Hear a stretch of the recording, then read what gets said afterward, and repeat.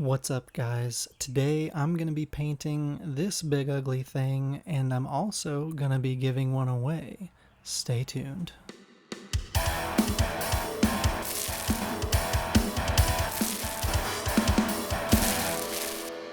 Greetings, nerds, and welcome back to MK Mini Studio.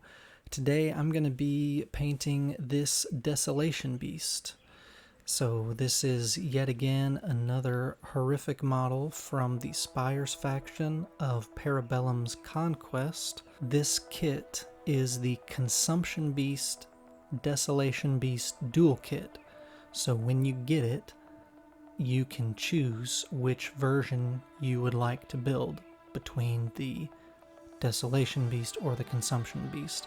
And I liked the idea of a big mouth biocannon, so I went with the Desolation Beast form. You can see here I've started base coating all the fleshy bits, this maroonish kind of color. We're going to bring those up to a pink innards kind of color over time. And now I've started getting all the skin, this nice deep green color. So I've gone with this green color for the skin instead of what the box art had, to have this figure tie in better with the rest of my Spires figures that all have a strong green purple color palette. And if you want to see those figures, you can go find them on my Instagram page.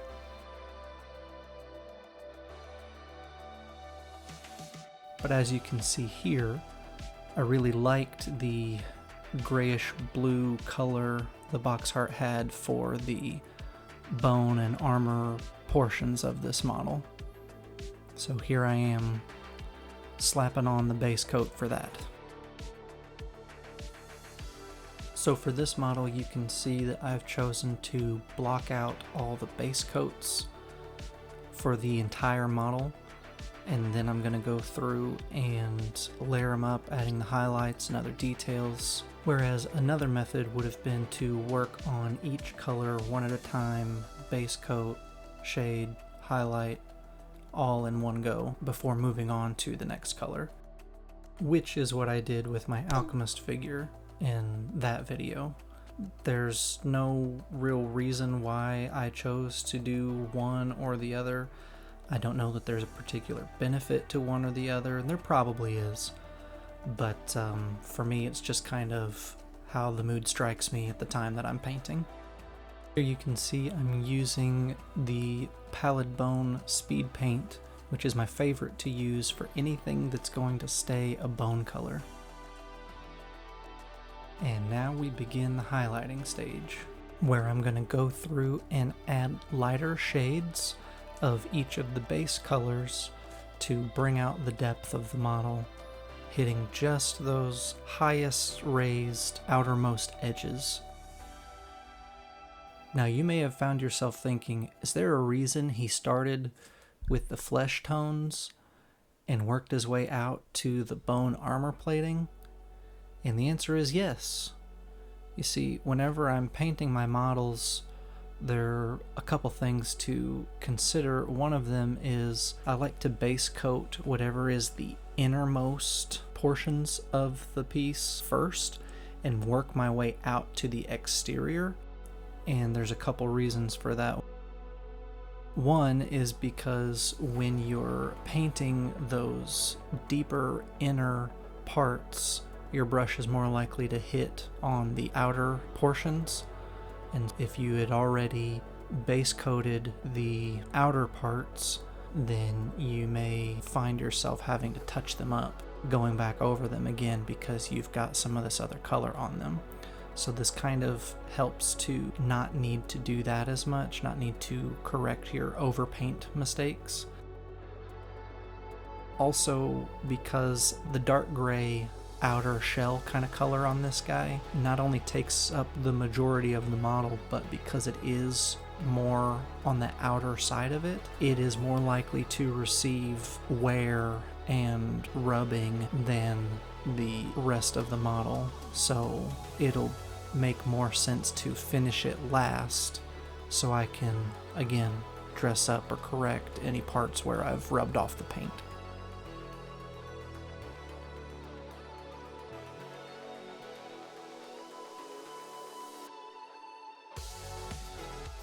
So with the fleshy bits all done being highlighted, I'll move on to the bone.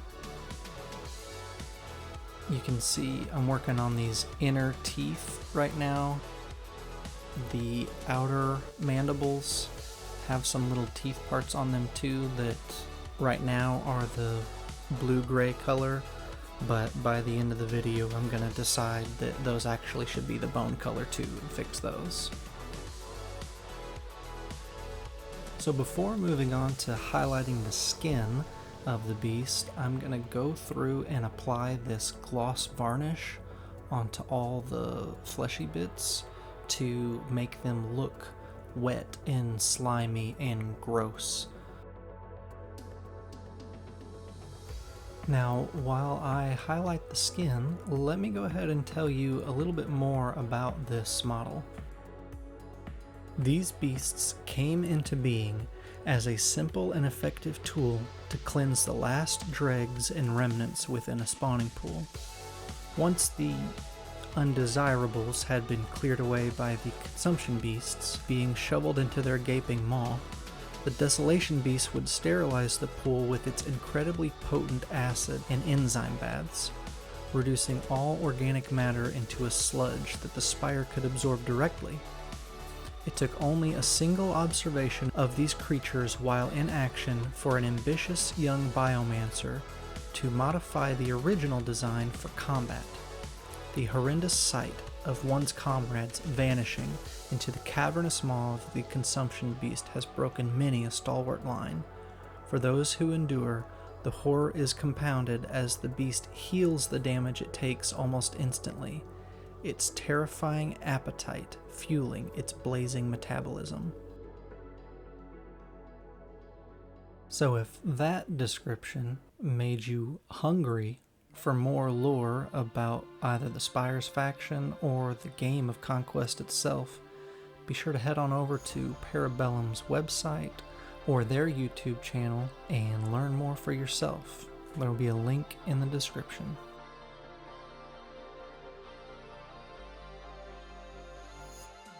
Don't forget to stick around till the end of the video to learn how you could win a Consumption Beast dual kit yourself. Back to the painting. Here I am adding final highlights to the green. Want more tips and tricks on painting? Be sure to check the tutorials playlist, as well as our episodes of Grey Shame Chronicles. And naturally, if you have any questions that you'd like answered about painting or techniques or really anything, let me know in the comments. Now moving on to highlighting the blue-gray. You know, so far I've only recorded videos for the Spires faction from Conquest, but coming up I'm going to have one of Yoroni, the Japanese-themed faction, and later on in the future we're going to have some for Weaver Courts as well, the nature-loving bug people faction.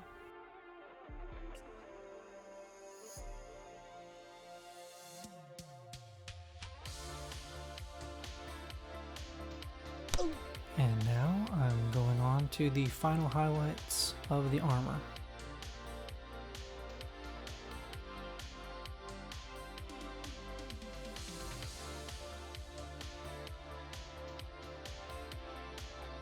Remember, on these final highlights, you're really just tickling the tips. Just want a little bit. You don't even have to do like a whole length of an edge. Just dots here and there to bring out the depth. And you can see me using my finger to kind of smudge the paint sometimes. Maybe my paint was a bit too wet or something like that, and it just helps to take some of that paint away and not be too strong in an area.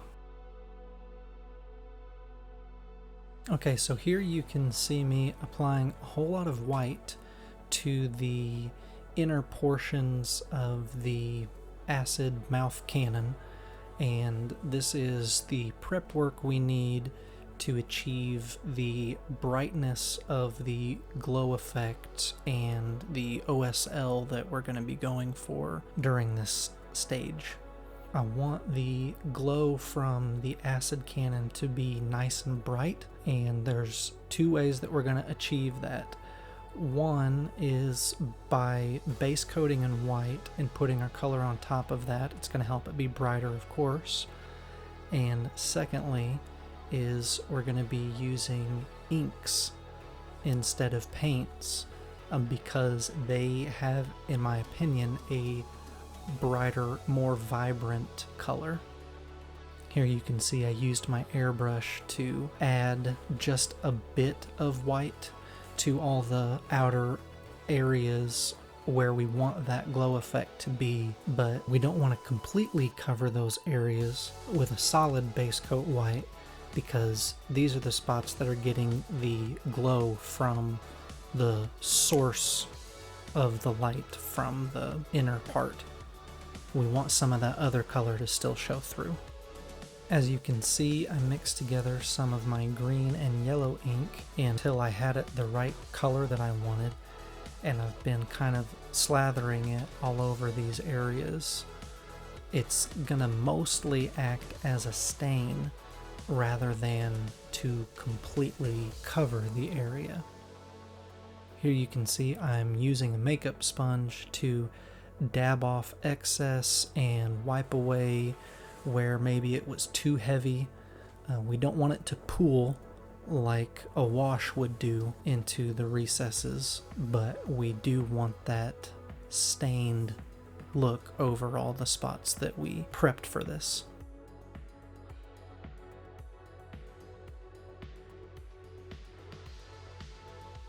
And of course, I can't forget the eyes. I want them to match and be this same color.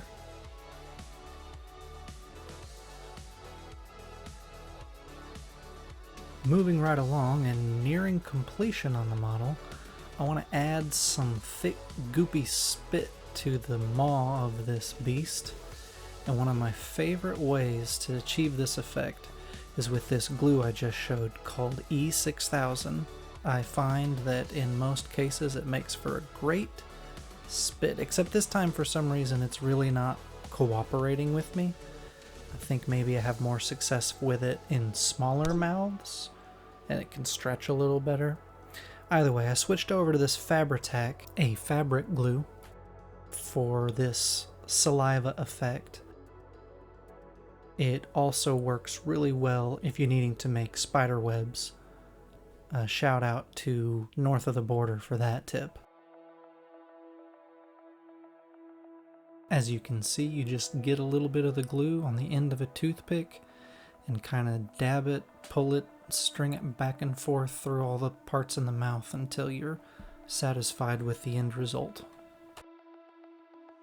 Alright, so the only thing left to do is to finish the basing. You can see I added a couple of rocks here, and now I'm just going to start painting all of it. I want to lay down a nice dirt brown color where the dirt is, of course. Then I will dry brush the dirt in a lighter color.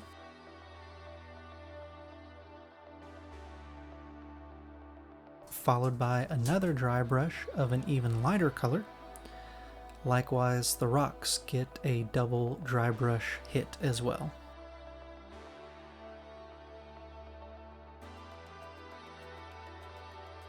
Next, I'm going to add the grass flocking by smearing some glue around and then dumping the flocking on top of that.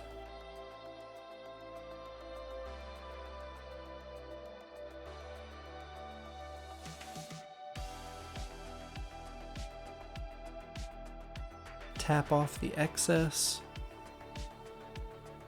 and use a literally dry brush to wipe away where the flocking may have stuck to the model in other places.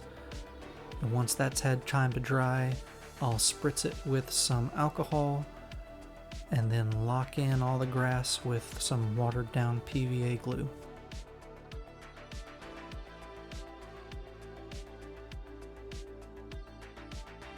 After that, I'm going to be using one of my favorite products, Gamer's Grass. Not a sponsor, but you could be.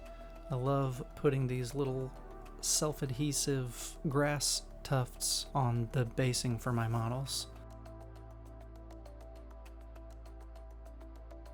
Finally, to wrap things up here, I'm going to paint the edge of the base black. Alright, so here we are, but look, see his feet hang off the edge of the base. Now that's partly my fault, since I assembled them spread out a little too far, but also partly by design, because the base should fit into this stand that is used in the Conquest game, Last Argument of Kings, and should help to rectify this problem, giving us a bigger base area, but it's still not quite right. So off camera I took the liberty of designing this ovular base to more properly fit the anatomy of the model.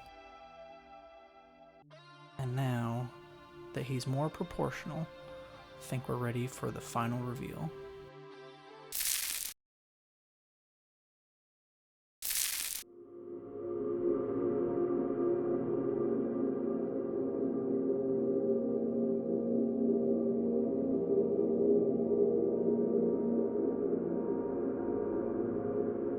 Did you know that Parabellum offers STL files for various terrains to match their factions from their website? Here you can see I printed off several pieces from the Spires collection. I want to give a big shout out to the fine folks at Parabellum for sending this figure to me. You can head over to their eShop to browse the full Conquest line, and when you do, be sure to use the code MKMini to get 10% off, which will also help support my channel. And I want to give a special thank you very much to all the folks that have already used that code. I appreciate it very much. Okay, so it's the moment you've all been waiting for. If you're ready to win one of these Consumption Beast kits for yourself, here's what you gotta do. Subscribe to my channel, like this video, and leave a comment that says Beast Mode, and you'll be entered into the drawing. The contest will remain open until July the 5th, at which point I will select one of the entries at random to be our lucky winner. Additionally, if this video gets 5,000 likes, I'm going to give away this one that I painted as well. Best of luck to everyone who enters. Well, that's all for this one. Thank you so much for watching, and until next time, be blessed and happy painting.